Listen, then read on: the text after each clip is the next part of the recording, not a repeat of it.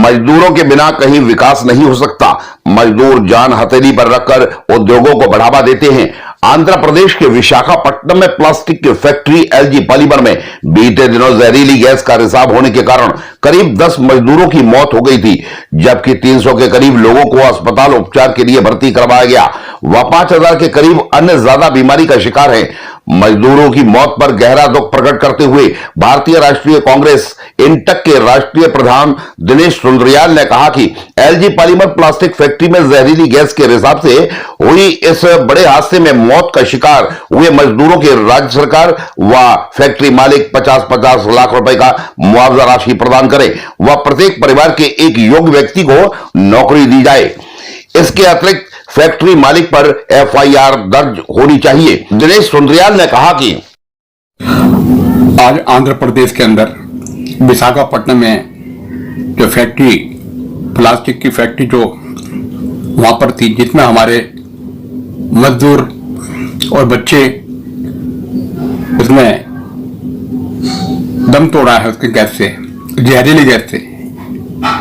मैं पहले तो भगवान के ऊपर वाले से कहूंगा उनकी आत्मा को शांति दे, और साथ ही उनकी मैं राज्य सरकार आज आंध्र प्रदेश के अंदर विशाखापट्टनम में जो फैक्ट्री प्लास्टिक की फैक्ट्री जो वहाँ पर थी, जिसमें हमारे मजदूर और बच्चे उसमें दम तोड़ा है उसके गैस से, जहरीली गैस से।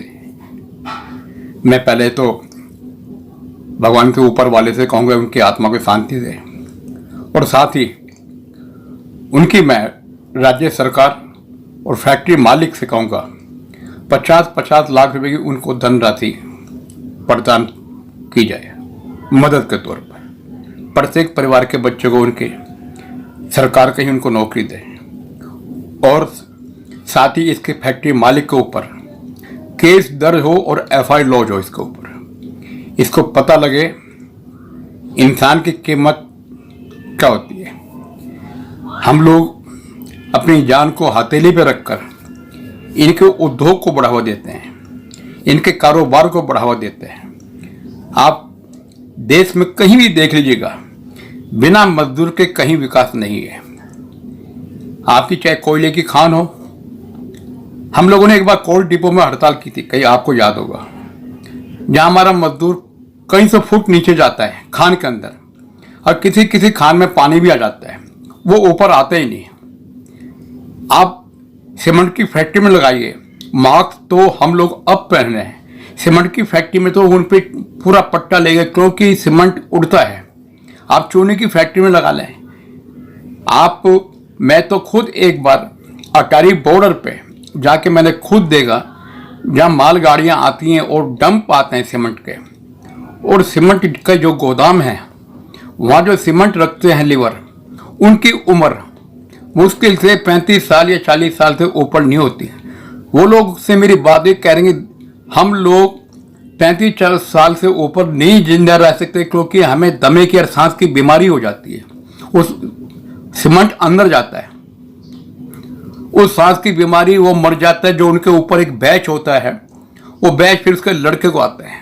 3-3 पीढ़ियां हो गई, लेकिन वो आज तक रेलवे ने उनको परमानेंट नहीं किया, ना सेंट्रल गवर्नमेंट ने किया, और उनकी यहाँ तक कि उनकी जो है तनख्वाह भी 1-1 साल 2-2 साल की पेंडिंग पड़ी हुई है। उनकी कोई इंश्योरेंस नहीं है। मैं तो आज आप लोगों से यही विनती करूँगा, प्रत्येक सरकार, स्टेट की हो चाहे सेंटर की हो, हर मजदूर जो काम करने वाला है, उस फैक्ट्री मालिक को उनका बीमा हो, फैक्ट्री मालिक की तरफ से उनका बीमा हो, उनका इंश्योरेंस हो। आज हमारे सामने एक बहुत बड़ी आफत पूरे देश के सामने है, ये महामारी। आप लगाइए कि आज हम उन अपने मजदूरों को तड़पता हुआ देख नहीं सकते। हम अपना टेलीविजनों को बंद कर देते हैं जब वो हमें समाचार दिखाते हैं, देख नहीं सकते वो हालत हम। लेकिन आज हमारे देश के प्रधानमंत्री जी इस देश को, इस मजदूर को हम लोगों से चाह क्या रहे हैं, कैसे चाह रहे हैं? आप तो कहते थे प्रधानमंत्री जी, मैं प्रत्येक जो सड़क पे चलने वाला मजदूर है, गरीब है, उसको मैं हवाई जहाज की यात्रा कराना चाहता हूँ, चप्पल वाले को मैं हवाई जहाज का यात्रा कराना चाहता हूँ। बहुत बढ़िया हमें हवाई जहाज की यात्रा आप करा रहे हैं। देखा 300 किलोमीटर 250 किलोमीटर हमें पैदल चला रहे हैं। और आप लोग देख लीजिएगा, ये जुमला इस देश के लिए न खाने दूंगा न खाऊंगा, वो तो पूरा देश देख रहा है कि आप खा भी रहे हो और गुर्रा भी रहे हो। आप लोगों ने तो हमें बिल्कुल हैंड टू माउथ, बिल्कुल हाथ पे हाथ रख करवा दिया एक तरफ। और बार बार आपके प्रवक्ता ये लोग कहते हैं कि सोनिया जी पे वार करते हैं, गांधी परिवार पे वार करते हैं।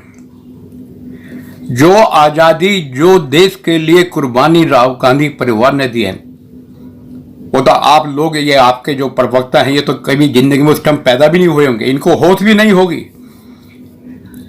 आज 18 साल की उम्र में वोट देने का अधिकार किसने कराया? आज आप कंप्यूटर में बैठो, किसकी बदौलत? आज घर घर जो पैसा पहले बीच में खाया जाता था, आज जो योजनाएं गांव तक किसान के खाते में जो पैसा आ रहा है, वो योजना किसकी थी? बहुत योजनाएं ऐसे जो मैं कहना नहीं चाहता, क्योंकि आप इस गांधी परिवार की कुर्बानी भली भांति जानते होंगे। जिसका सुहाग उजड़ता है वो महिला जानती है, जिसकी औलाद मरती है वो मां जानती है, जिसके पति इस देश के लिए कुर्बान हो गया उसकी पत्नी जानती है। इस परिवार ने 2-2 शहादत दी है इस देश के लिए, और देश के लिए कुर्बानी दी है। उस कुर्बानी को ये हिंदुस्तान ना तो भूल सकेगा, ना भूला है, और जब तक देश रहेगा तो याद रहेगा। इनकी कुर्बानियां कभी जिंदगी में कोई मिटा नहीं, अमर रहेंगी जो इन्होंने आज देश के लिए किया है।